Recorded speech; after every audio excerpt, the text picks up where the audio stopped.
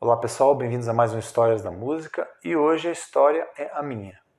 Como eu comecei? Como eu comecei na música? O que me levou a cantar? Por que eu me interessei? Se eu tive algum exemplo em casa? Como é que foi, né? Então eu vou voltar lá no Marco Zero, tá? Bom, eu nasci em 1968, em Curitiba, e nunca tive nenhum exemplo na família, ou cantor, ou instrumentista próximo que eu tenha visto, assim, que eu tenha acompanhado, isso é zero, nada disso, né? A única informação que eu tenho é que o meu avô, por parte de pai, né, meu avô Joaquim, tinha uma dupla sertaneja, parece, tocava violão e bandolim, parece, e chegou a gravar disco e trabalhava numa rádio. É só isso que eu sei. Nunca ouvi nada dele, assim, não, né? Então, se resume a isso. Bom, de 68 até 78 eu morei em Curitiba e em 1978 me mudei para Balneário Camboriú. Lá em Camboriú também não tive nenhum contato com música, nada, né? Era sol e mar só. E, na verdade minha cabeça estava voltada para uma outra coisa, né? Eu comecei com 15 anos ali a treinar vôlei, então o vôlei era a minha cabeça, assim, eu só pensava naquilo, né? Daí eu acabei me mudando para Criciúma, morei 2 anos em Criciúma, e lá em Criciúma daí eu me aperfeiçoei mesmo, e daí fui para um treinamento sério de vôlei, né? Então a gente estava no time da cidade, no adulto, no juvenil, então era vôlei, vôlei, vôlei o tempo inteiro. Treinava muito, treinava, viajava, a gente viajou bastante, assim, então fizemos algumas coisas muito interessantes, conheci pessoas ótimas assim no vôlei. Mas claro que na época que eu estava nessa final dos anos 80, assim, eu estava era assim, já era uma época onde os ídolos, não me lembro que era, Montanaro, Bernard, caras da minha altura, né? 1,87 m ali. E assim, quando eu cheguei, essa altura já não era mais suficiente, né?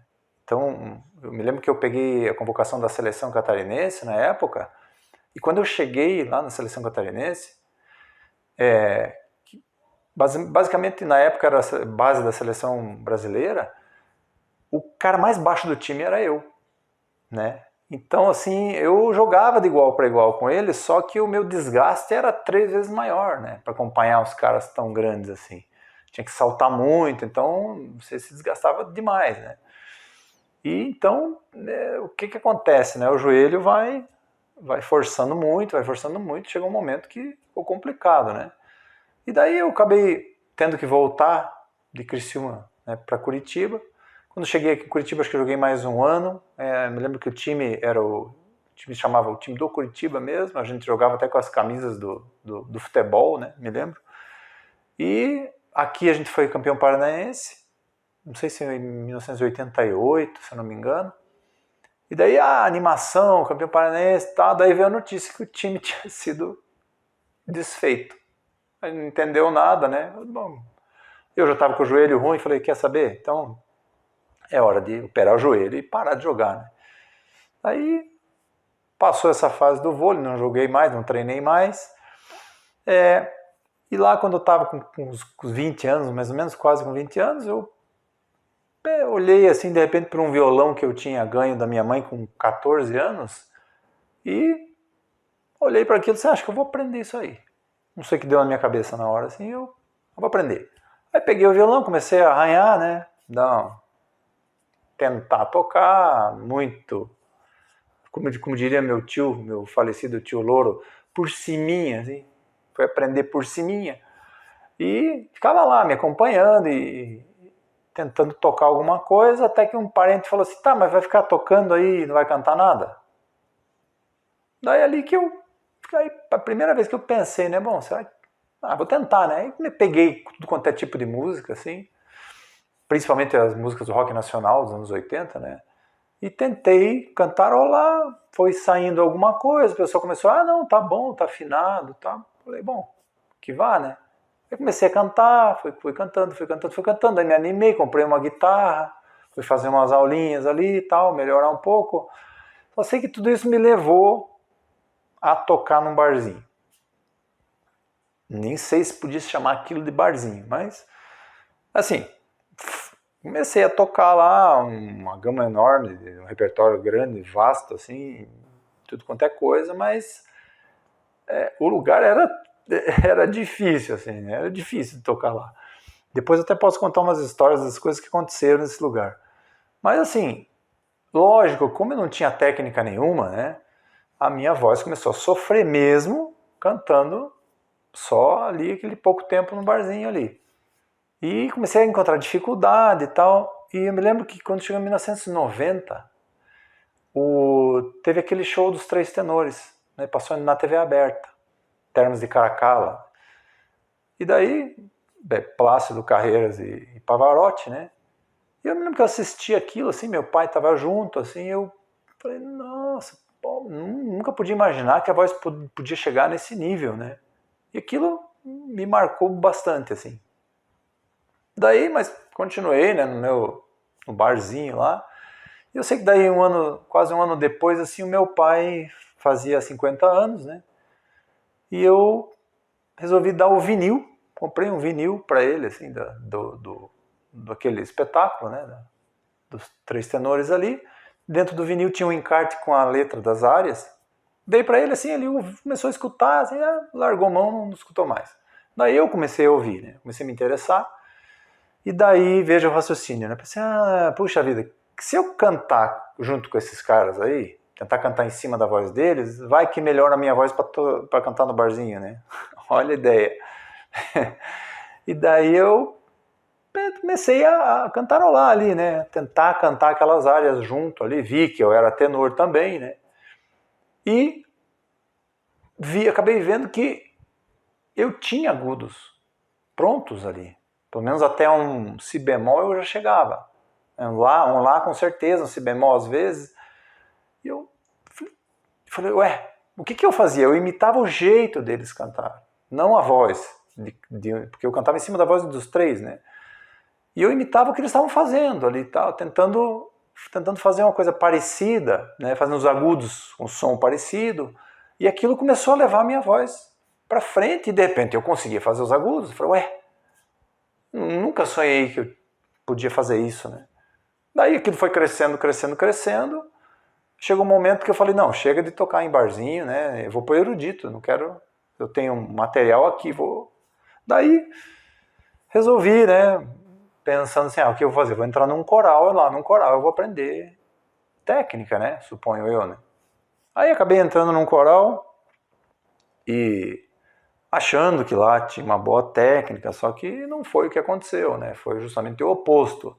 Aprendi coisas assim que não tem o menor sentido, né? Uma técnica ruim, que assim assim, você consegue cantar com aquilo, mas num nível assim baixíssimo, né?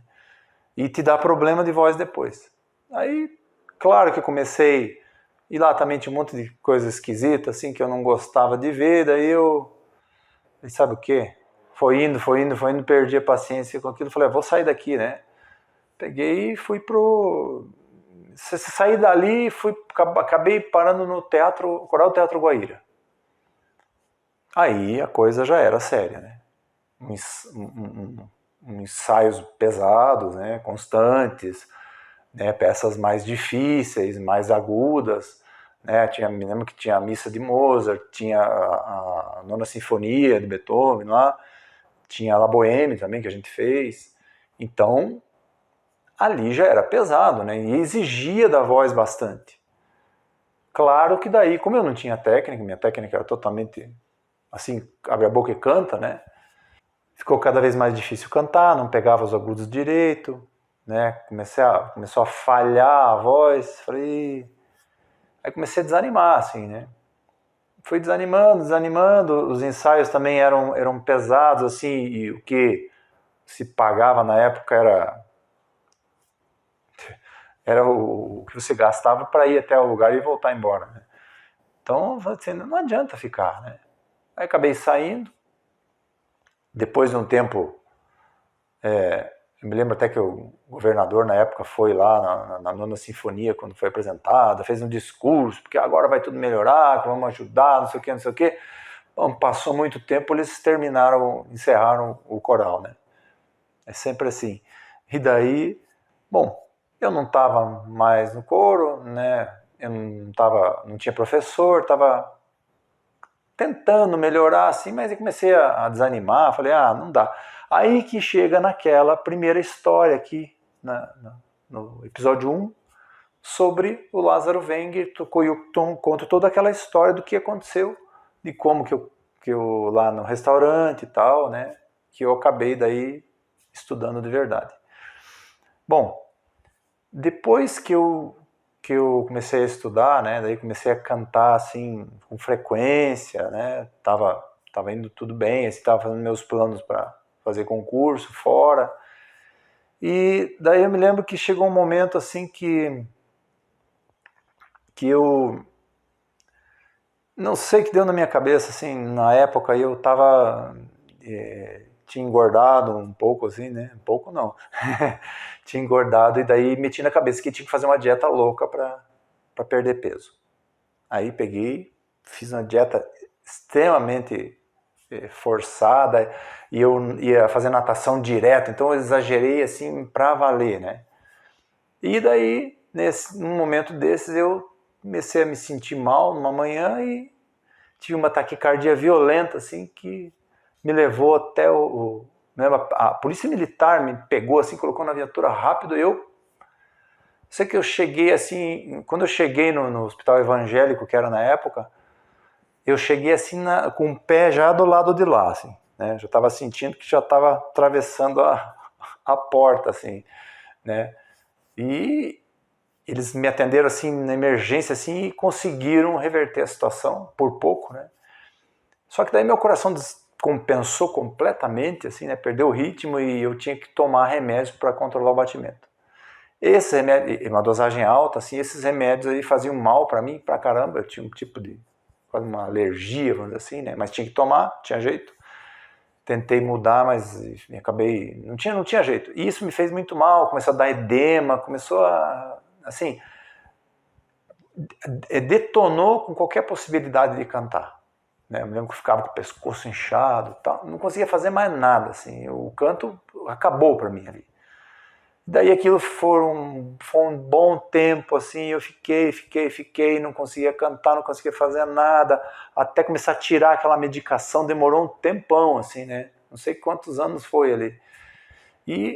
Mas chegou um momento que eu comecei a tirar, aí fui tirando a medicação, beleza. Normalizou, né? A situação normalizou, mas, claro, eu estava com aquelas sequelas, vamos dizer assim, não conseguia cantar, mas daí fui tentando, assim, uma coisinha aqui, uma coisinha lá.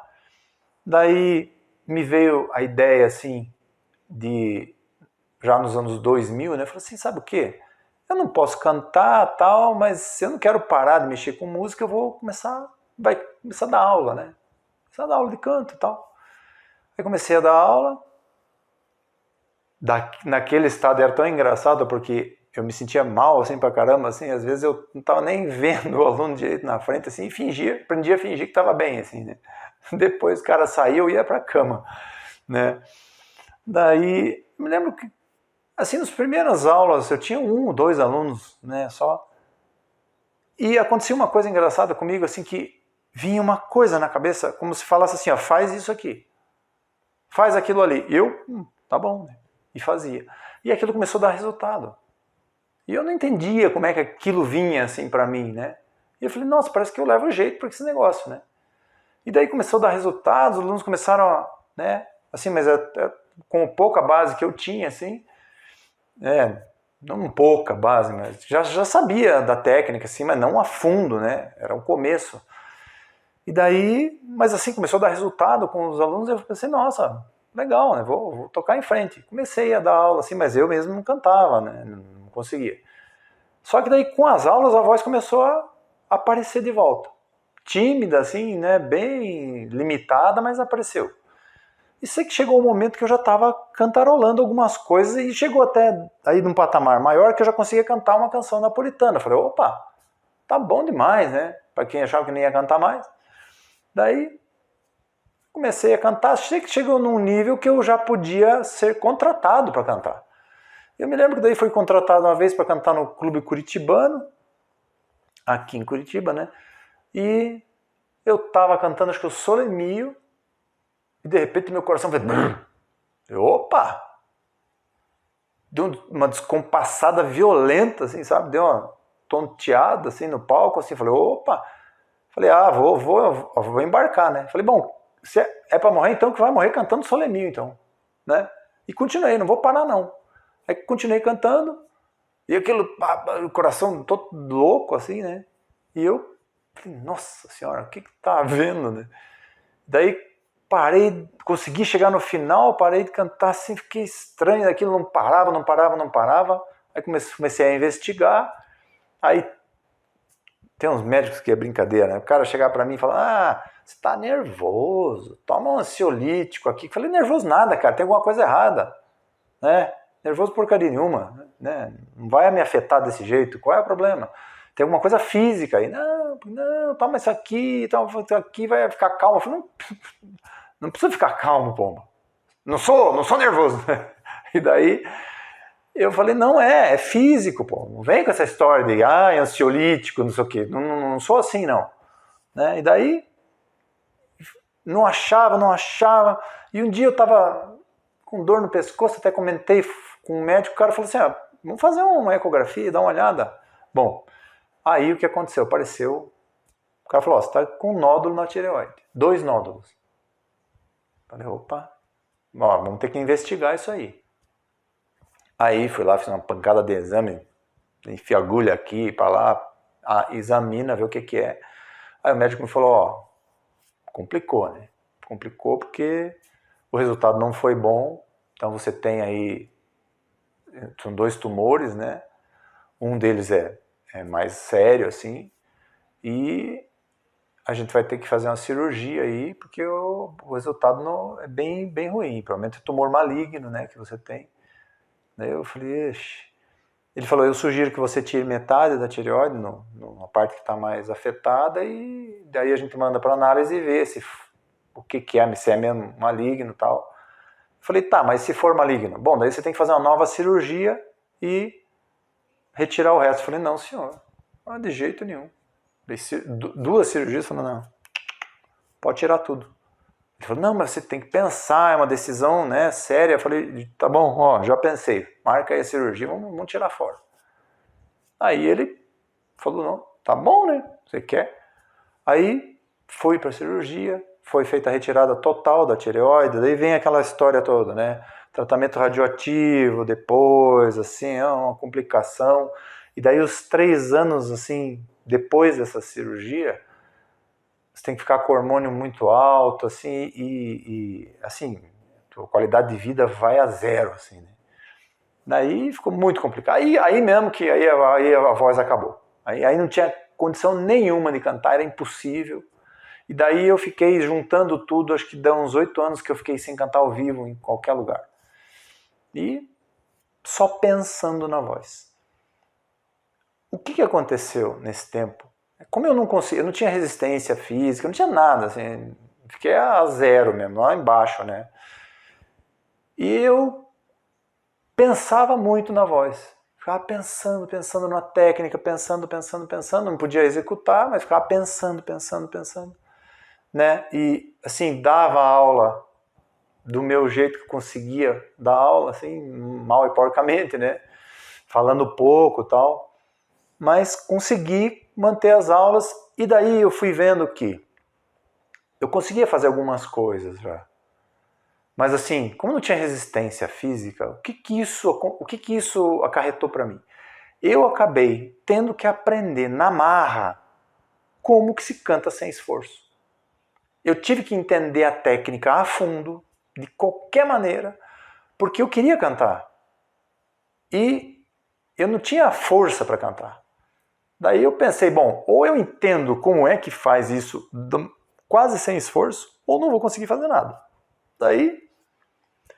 E aquilo foi me abrindo cada vez mais a cabeça, assim, via vídeos, declarações do Alfredo Kraus, assim, os grandes tenores cantando, via as diferenças do que eu tinha aprendido de técnica para o que eles estavam fazendo, que isso é uma coisa muito curiosa, assim, porque eu vejo, às vezes, gente que assim, eu gosto do fulano ali, adoro o cara cantando, mas daí quando ele vai fazer a técnica, ele faz uma coisa totalmente oposta que o sujeito faz, querendo o mesmo resultado.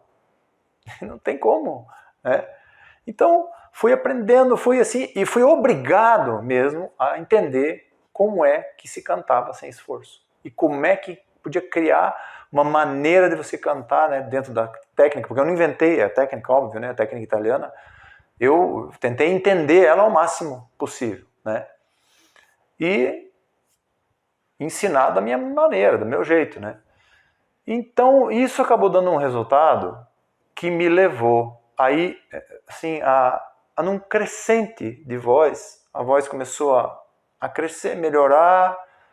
Eu fui melhorando de saúde também, claro, né? Fui voltando ao normal, vamos dizer assim, normal você não volta nunca, mas num patamar normal, né?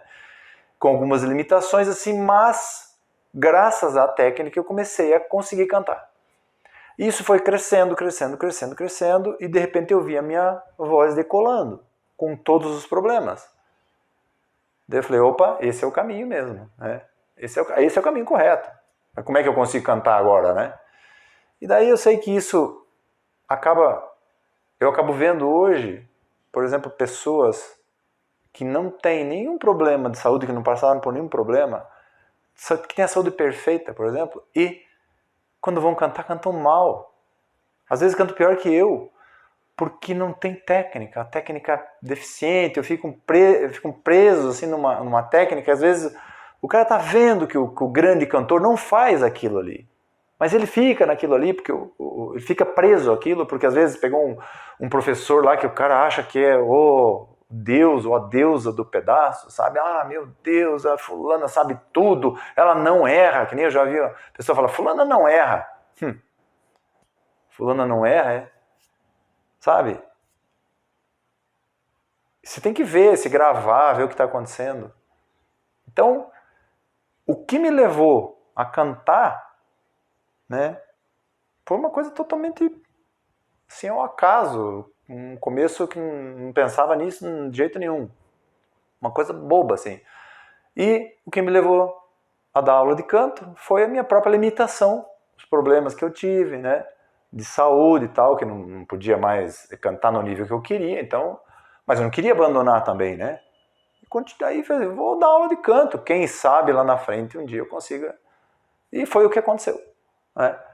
Então, assim, eu acabei descobrindo que dar aula assim era uma coisa que estava dentro assim também, né? Que nem minha voz, que eu não esperava aqueles agudos que eu já tinha, eu não esperava também que fosse conseguir dar aula de uma maneira tão fácil, né? E que tivesse resultado. Então, dali para frente eu continuei fazendo algumas coisas. Hoje em dia, né, eu dou aula, claro, estou montando um curso e assim, eu gravo o que eu gosto. Às vezes tem muito purista assim que vem me encher a paciência, sabe? Você é cantor lírico, fica cantando essas porcaria popular. Falou, meu amigo, porcaria não. É assim, música é música. Se eu gostar, se a música for bonita, eu gravo. Sabe? Não me importa se é popular, não me importa se o sujeito não está gostando, se está achando que eu estou fazendo alguma coisa errada, se eu estou gravando música popular, problema dele. Não interessa. Né? O negócio é assim, eu gostei da música, eu gravo. Então eu quero deixar as minhas gravações, né? Pra posteridade aí vai no futuro, vê lá, sei lá, pega um bisneto aí e fala assim, meu bisavô aqui cantando. Olha o que ele fazia. É isso, não tem...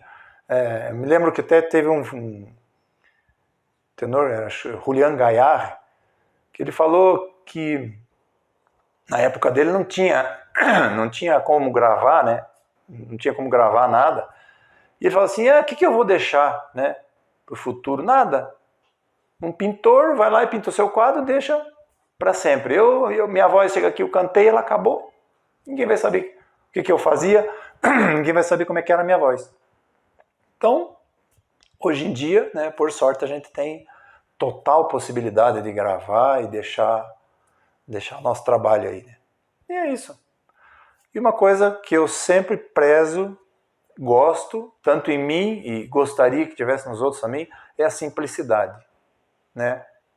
pode ver aqui, até nos meus vídeos, a maneira que eu falo aqui, a maneira que eu dou aula. Simplicidade. Simplicidade é a palavra que mais me agrada, assim, sabe?